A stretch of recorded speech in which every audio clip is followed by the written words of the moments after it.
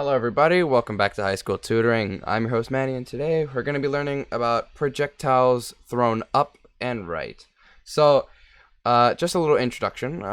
Projectiles, we did horizontal, so it was just thrown to the side and it was slowly dropping because of gravity. Now we're throwing it where it's going up, and then now we're throwing it where it's going up, yeah. So, let's take a look at a couple intro. So, very similar to what we had for horizontal, the equations stay the same. They're all very similar to each other. We have one more that I will mention later on. But we have a couple new data values. We have V naught total, which is, let's say, it's our hypotenuse, kind of. So we obviously in the introduction we looked at how vectors and angles were working on that, and yeah, we now have that included. And generally, those are going to be in these types of questions where it's a parabola and not just thrown to the side. And it's, yeah. Now we have a symbol that you guys have probably seen is theta. So wherever theta is just a number of degrees. Generally, it will be over the horizontal. So let's say this is our horizontal point. So actually, I can draw a little example graph here. So let's say, you know what, let's make it a nice bluish, you know. And we have, let's just do that. And so let's say if we have, let's just draw it over here. Let's say if this is our horizontal and this is our vertical, let's draw some lines to represent it. All we got to do for theta, when it means over the horizontal, so if we went 30 degrees, that'd be like that, not drawn to scale. 60 degrees, like that, and then 90 degrees, that's obviously just the vertical axis of the northern area. So yeah, that's just how that means, and that's it really. So let's take a look at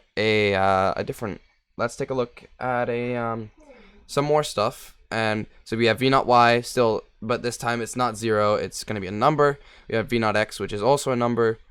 Our d of y is obviously our height in meters, or is our height, like, is going to be referred to as height or whatever. And our d of x is going to be a number of meters or our range. So you can think of range as if like how far it goes, or like in what specific spaces will the ball actually move or whatever. So we have our time, our y and x values, and that's just going to be a number of seconds. And our total is going to be time multiplied by 2. So that's just what that's going to be.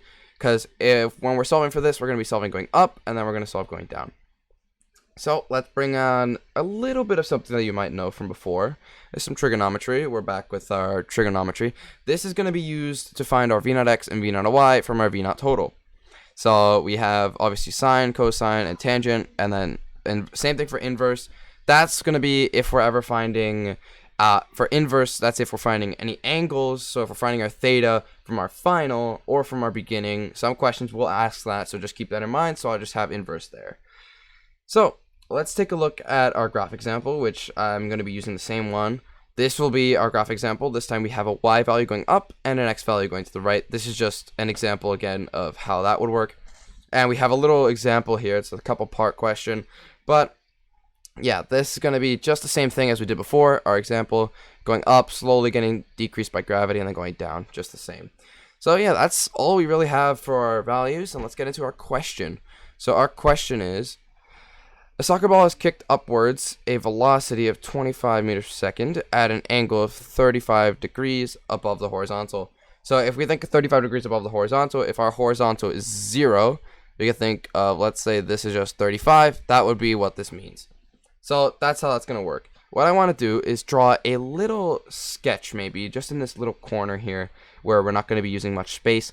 So I'll draw a little sketch, and let's imagine 25 meters per second at an angle of 35. We'll imagine this as our x-axis, and this is our y-axis, not drawn to really scale. And this is kind of what we're looking at for that.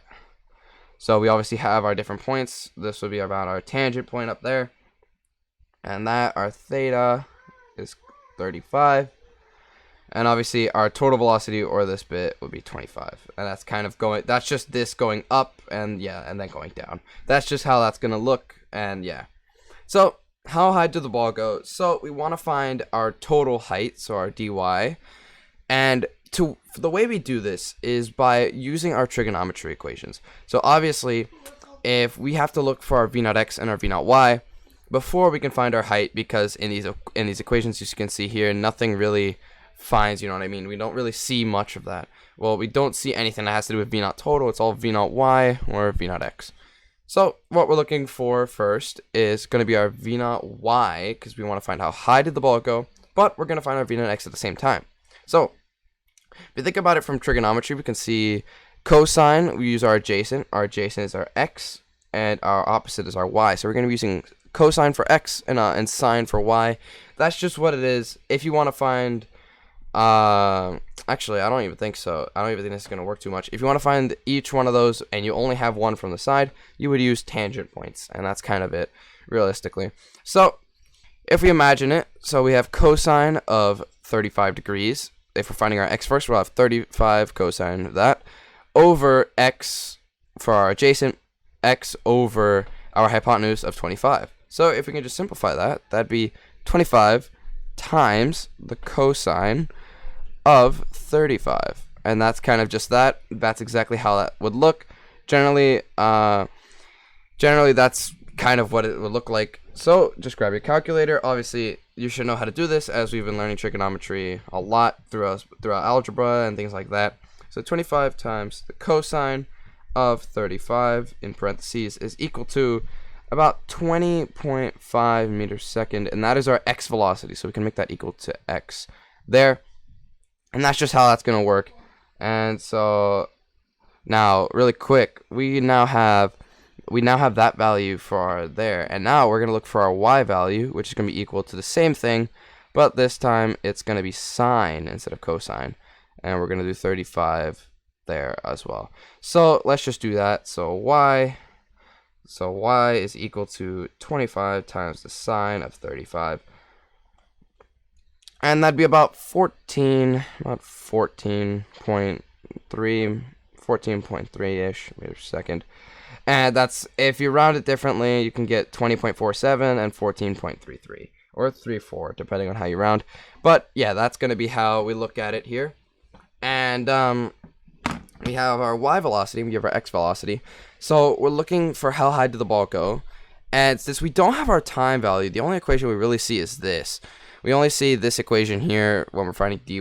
So if I just go back just like this, so I could draw over it, we have only this equation here that we can really use to find d of y, because all the other ones use time, and this one doesn't even have dy in it. So if we want to simplify for this, obviously we can imagine our gravity should be negative, as it's going against, we're looking for our dy going max, so we're looking from this point forward. So our gravity is just going to be negative in our case. And if we can imagine this right now, we have v naught y squared, we have v final y squared minus v naught y squared, and our v final y is 0, because that's our tangent point. Our tangent point at the max is always going to be 0. So that means this just crosses out. You have negative vy squared over 2g, and since g is negative, and this would be about negative 19.6, so let's draw this here really quick. So d of y is equal to, and our v naught y is 14.3. That would be 14.3 squared, negative, and then 2, negative 9.8. And these negatives will cross each other out. The negative is there, but either way, that would cross each other out. And so we'd have 14 point equals 14.3 squared over, that looks like 32, but it's 14.3 squared, times 2 to the absolute value of 9.8. And yeah, if we just solve for this now, in your calculator, you could do 14.3 squared. I like to do it in little steps, so 14.3 squared divided by 9.8 times 2, or just 19.6. Keep in mind that PEMDAS is still involved in this, so be careful with that.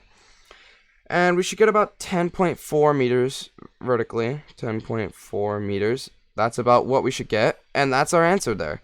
So that's it realistically. There's no other stuff. 10.4 meters is our first answer. So how long was the ball in the air? We all know what our problem should be, and we're looking about this here. And we have all of our stuff in this little bit here. We have our d of y equals v naught yt plus 1/2 gc squared. You don't actually need to use this. I like to do what I like to do is do this problem specifically. So we have this in our, we have a square root to represent t squared, and we have 2 times, so we have d of y, so that's 10.10.4. We have it just like that, over 9.8. And all of that is in the square root to find our time. So if we do 10.4 times 2, we got about 28.6, 28.9, or yeah, 28.6, or no, 28.8, or 20.8, my apologies, 20.8 or 20.9, it depends on how you round. And you could do, and then divide that by 9.8, what do you get? Put it in the square root. So we should get about, I'd say we get about 1.5 seconds in the air. So if that's going to be how that looks, we'll have 1.5 seconds, and that should be our answer there. So obviously you're probably thinking, exactly how did you find this time? So I found this time by looking at this bit going down. So you can see here, obviously we have our v0, we have a v0 y, which is our 14.3, but to find, this is just the individual time, this isn't actually the total time, and I'll explain that just now. I'll use the time going from down this way because it is much easier to do than if you were doing up, because then you'd have to do quadratic formula or stuff like that, and I do not like doing quadratic formula, especially in a case like this. That would just be how I solve for this specifically. And yeah, that is exactly what I'm doing here. I'm just using the solve for downwards, and since the time downwards is going to be the same time upwards, it should just work. So if I multiply this by 2, as you can see, we have our time, which is our number in seconds, which is 1.5 seconds. And we want our total time, how long was the ball in the air, not how long was the ball up to its maximum height.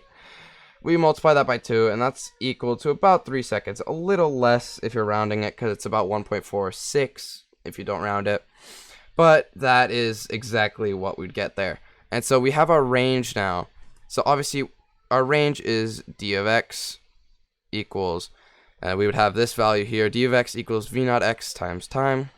So we have our v0 x, which is about 20.5, so we'd have 20.5.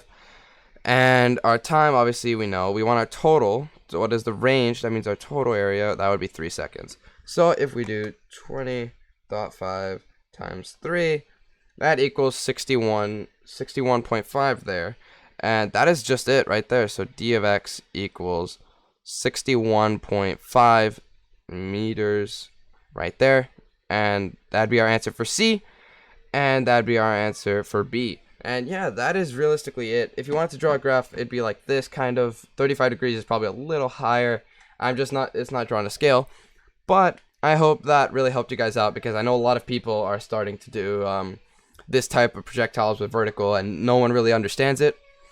And generally, especially if you wanted to find the final velocity total here, there's ways you can do that. I'm not going to do that in this video, or actually I'm probably not going to do this at all, because it's quite simple actually, and your teacher should explain it to you. But I hope you guys have a great rest of your Monday, or a great rest of your afternoon on Monday, because this is going at 6 p.m. But today is Saturday and I'm recording this. But I hope you guys enjoy, and I'll see you guys in the next one. Goodbye.